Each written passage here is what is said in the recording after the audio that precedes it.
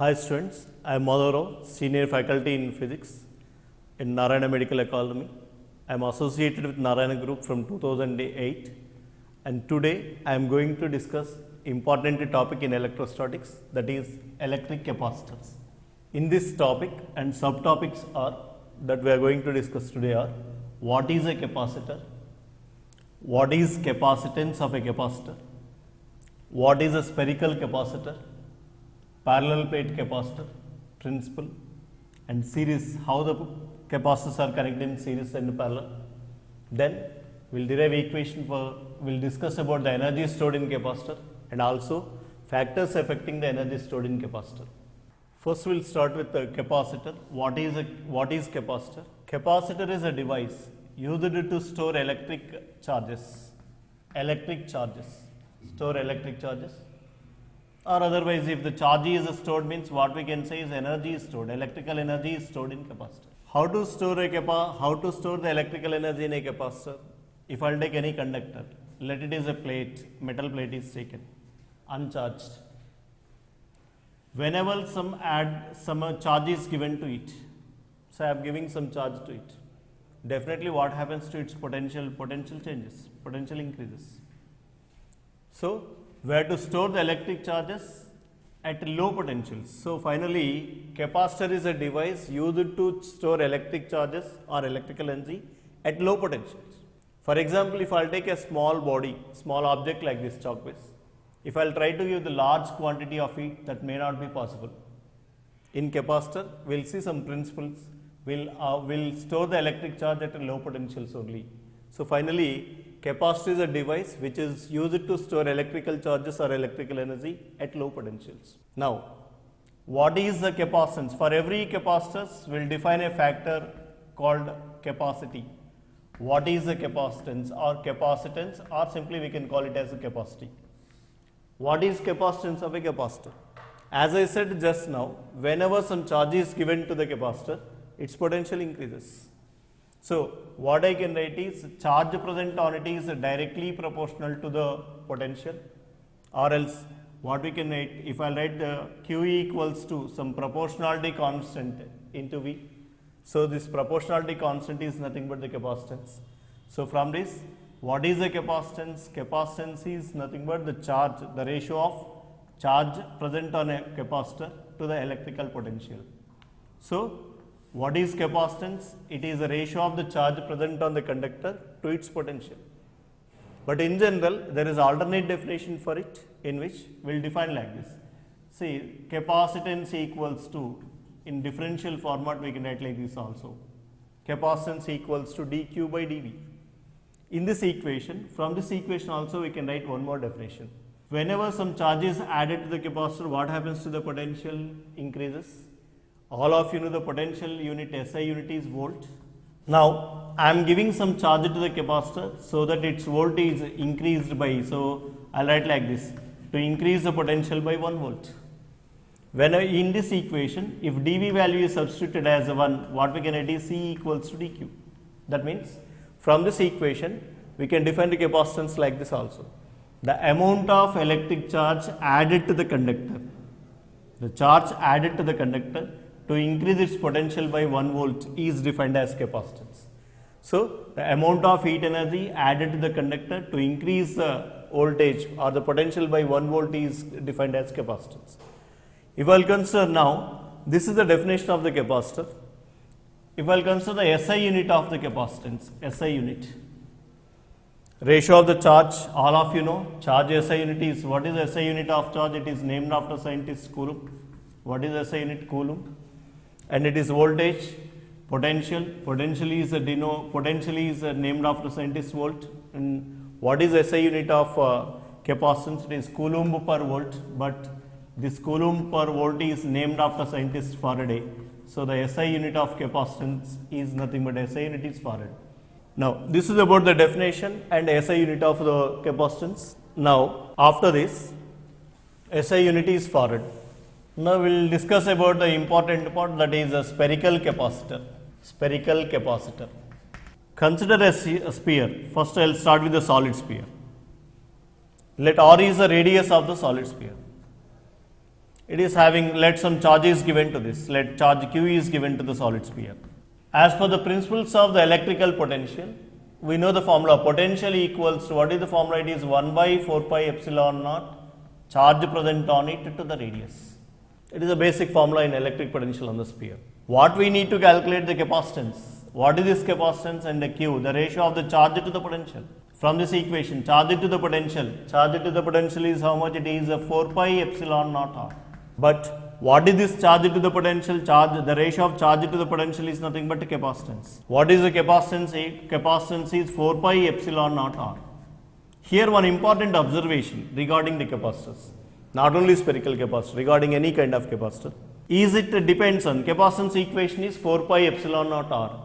Is it depending upon the charge present on the conductor? No. So, capacitance of any capacitor is independent of the charge present on it. But on what factors it depends? Now we have to decide on what factors it depends. If you see this expression, definitely it is depending upon the epsilon naught. Epsilon naught refers to the medium in which it is placed. So, the capacitance of a parallel spherical capacitor depends upon the medium in which it is placed. And one more factor from this formula, that is radius, here depends upon the size of the conductor. Size in this topic, it is refers to the radius. But remember, once again I am telling, so this is independent of the charge present on the conductor. This is about the spherical capacitor. Spherical capacitance of a spherical capacitor depends on the medium in which it is placed and size, but it is independent of the charge present on it. And one more observation for the competitive examination. Even Earth is assumed as, of course we know that it is not perfect sphere, but if it is assumed as a sphere of radius r, now I want to find out the capacitance of the Earth. All of you know that the radius of the Earth is approximately 6400 kilometers. So how much it is in terms of SI unit, that is in meter? It is 64 into 10 power 5 meters. If I want to calculate the capacitance of the Earth, so the capacitance formula is, what is the capacitance formula? 4 pi epsilon naught r. 1 by 4 pi epsilon naught value is 9 into 10 power 9. So 4 pi epsilon naught value is how much? It is 1 by 9 into 10 power 9. And the radius of the Earth, how much the radius of the Earth? Radius of the Earth is 64 into 10 power 5. This value is approximately equals to 711 microfarad. This value, after this calculation, we will get it as 711 microfarad. One more important observation. Of course, what I said, farad is a SI unit, but even if I will take a huge body like Earth, I am getting just 711 microfarad. From this, keep in mind, farad is a unit with large magnitude. That's why you can observe, even in the problems also, they will mention the capacitance in nanofarads and microfarads. This is about the spherical capacitor. After this, since it is a competitive examination, they may slightly change like this. Instead of giving a solid sphere, they may give shell. Instead of giving a solid sphere, they may give shell. In that situation, how to find out the capacitance of the system? Now, instead of the solid sphere, now I am taking a shell of inner radius. So let the inner radius of the shell is say A and the outer radius is B. In one more example, I am assuming that the outer shell is connected, grounded to the Earth. All of you know that outer is connected to the ground means potential on the surface must be 0. It should become 0. From the previous topic, that is electric potentials, I am writing the formula directly. Capacitance of the system equals to, what we can write is 4 pi epsilon naught times of product of the radii. What is inner radius is A and outer radius is B. Product is A into B, and the denominator, what we can write, it is B minus A. You can remember it as a formula, and this is important formula for the spherical shell. That too when the outer shell is connected to the ground. And one more application, sometimes they won't give the direct formula. In competitive examination, slightly they may modify. They may modify like this. In the same arrangement, let it is a spherical shell again. If it is a spherical shell with inner radius, say the inner radius is A and outer radius is B. Now slight modification if you observe. If the inner surface of the shell is grounded, connected to the Earth. Now it is equals to the capacitance, and just easy to remember, you can remember like this, it is 4 pi epsilon naught times of AB by B minus A as in the previous case. In addition to this, I can treat it as a one more additional capacitance. Some charge may be present on the outer surface.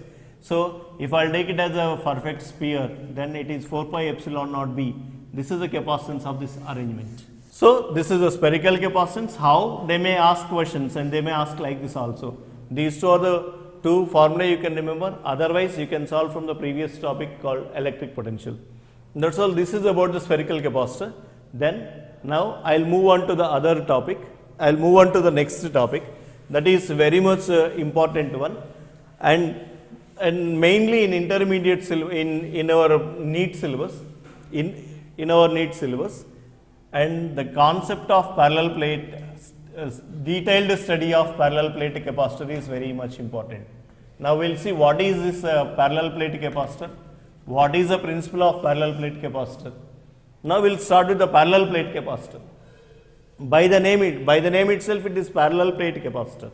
Before going into the details of the parallel plate capacitor, as I said just now, the capacitor. What is capacitor? Capacitor is a device used to store electric charges at low potentials. If I will take a single conductor, let it is a metal plate, some metal plate, and I am giving some charge to it, say some positive charge is given to it. When some positive charge is given to it, definitely what is the capacitance? Capacitance, we got it as initially some charge Q0 is present, let the potential becomes V. Now my intention is I have to add the charge to the capacitor, but its potential should not increase.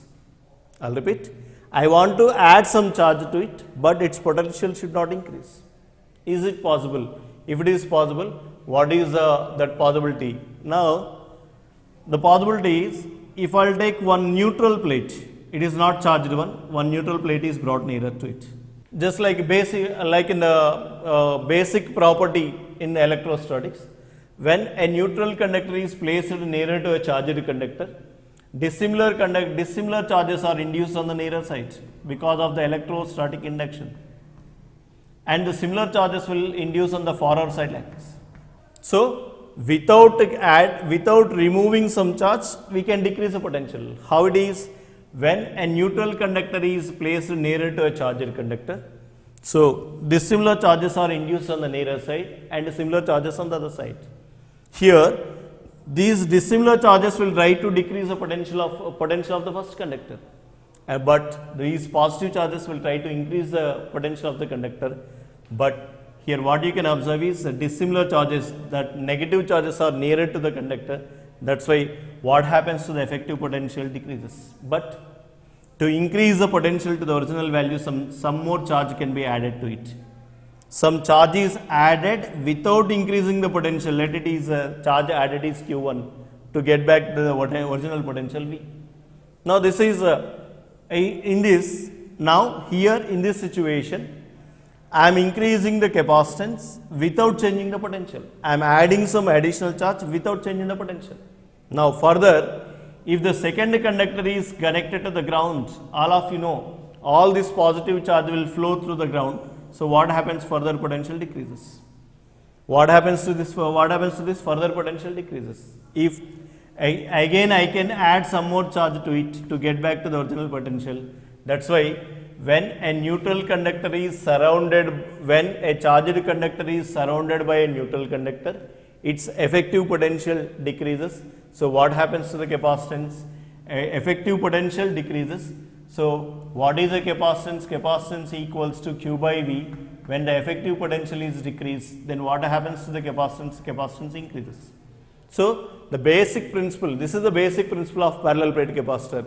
When a neutral conductor is brought nearer to the charged conductor, effective potential decreases, so that we can add some more charge to the capacitor at the same potential. That's why a parallel plate capacitor is used to store more electric charges at low potentials. That is the principle of parallel plate capacitor. After this parallel plate capacitor, generally by the name itself it is parallel plate capacitor, so it is indicated with the two lines, and the circuit symbol of the capacitor is like this. It is in just like a battery cell, but see that these two lines are equal. Length of these two lines are equal. If it is a battery, will indicate like this. This is a DC battery, whereas this is the symbol for electrical, this is the symbol for the parallel plate capacitor. Derive equation for the capacitance of a parallel plate capacitor. In a parallel plate capacitor, let this is a plate A, identical plate, this is another plate B.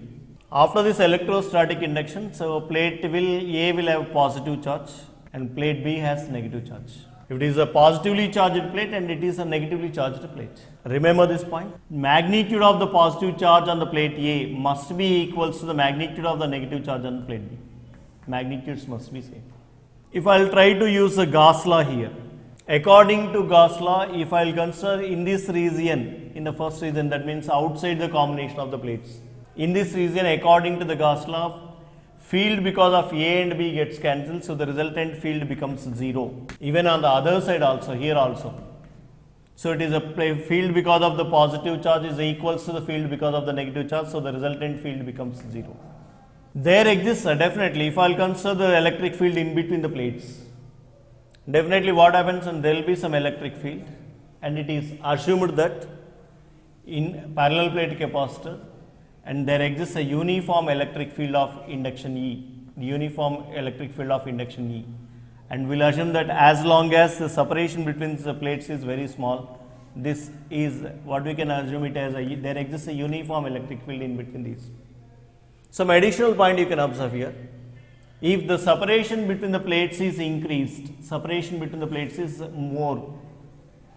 All of you know, if the plate separation is small, it is uniform electric field. If it is a uniform electric field, we will get parallel lines of force. Electric lines of force are equidistant parallel lines. When the separation is increased, we may get lines like this, field lines like this, electric field lines like this. But at the edge what happens, and the lines of force may bend like this. Bending of the lines of force like this part is called a fringing. This part is called fringing. Once again, if the plates are very close, the electric field between the A and plates is assumed as a uniform electric field of intensity. So the lines of force are equidistant parallel lines. But when the plate separation is increased, then what happens in lines of force at the edges slightly bends, and the bending of lines of force, it is called fringing. So just it is a theory point, nothing with the mathematical equation. So we'll assume that the separation between these two plates is as small as possible. Like plate area of each plate is say A, and the separation between the plates is say D, and area epsilon naught is the permittivity of the space, that is permittivity of air present between these two. Now we want to derive equation for the capacitance of a parallel plate capacitor. For that, before going to that, I can use the Gauss law. There are so many methods, and the easiest way is by using Gauss law. What is a Gauss law? The net electric flux, total electric flux, the electric flux enclosed by the Gaussian surface equals to net charge by total charge by epsilon naught. What is electric flux? Electric flux equals, since it is a uniform electric field of intensity, what is the electric field? It is equals to E into A. A is the area of the plate. Equals to charge present on it, it is Q by epsilon naught. So E into A equals to Q by epsilon naught. Let this is equation 1. And as I said just now, when the plate separation is very small, what happens here? What kind of electric field is generated between A and B? Uniform electric field. If it is uniform electric field, then we have one relation. What is that relation? V equals to E into D, where E is the electric field intensity and the D is the separation between the plates. If I will substitute from this equation, if I will write equation for E equals to what we can write V by D. Now, if I will substitute that value in this first equation, what is E value? E is nothing but V by D into area is A equals to what we can write, it is Q by epsilon naught. Here, what we are deriving equation for the capacitance. So, what is the capacitance from this equation? What I can write is Q by V. If I write equation for Q by E, Q by E is equals to what we can write epsilon naught A by D. But what is this Q by V? Q by V is nothing but the capacitance. So, the capacitance of a parallel plate capacitor is epsilon naught A by D. So, this is the equation for the capacitance of a parallel plate capacitor. So, epsilon naught A by D, again as in the previous capacitor, if you observe here, on what factors the capacitance of a parallel plate capacitor depends. If you observe here, definitely, no doubt, it depends on the medium present between the plates of the capacitor. It depends on what factors it depends. Again, it depends upon the medium between the two plates, and also it depends upon the area. Area means what we can say, dimensions of the plates also. It depends upon the dimensions of the plates, and moreover, finally, it depends upon the distance between the separation between the plates. It depends upon the distance between the plates. So, once again, the basic point is it depending on the charge present on the conductor? No. So, it is independent of the charge present on the conductor. So, capacitance of a parallel plate capacitor is epsilon naught A by D. So, capacitance of a parallel plate capacitance, it depends on the medium in which it is placed, and also dimensions of the each plate, and also distance between the two plates, but it is independent of the charge present on the each plate. Finally, even if it is a spherical capacitor or parallel plate capacitor, what we can say, the capacitance is independent of the charge present on the plates. So, it depends upon the size and the medium. Here the size, in this topic, size in the sense it is a dimension and a distance. So, it is depends upon the size here in this part, it is nothing but dimensions of the plate and the distance, and also it depends upon the medium, but it is independent of the charge present on the conductor. So, this is about the parallel plate capacitor, and what is the capacitance of a parallel plate capacitor. Till now, in today's class, we have learned about what is capacitor, what is a capacitance, what is a spherical capacitor, what is a parallel plate capacitor, what is the principle of parallel plate capacitor, what is the capacitance of a parallel plate capacitor, and on what factors it depends. And applications of this parallel plate capacitor will continue in the next class.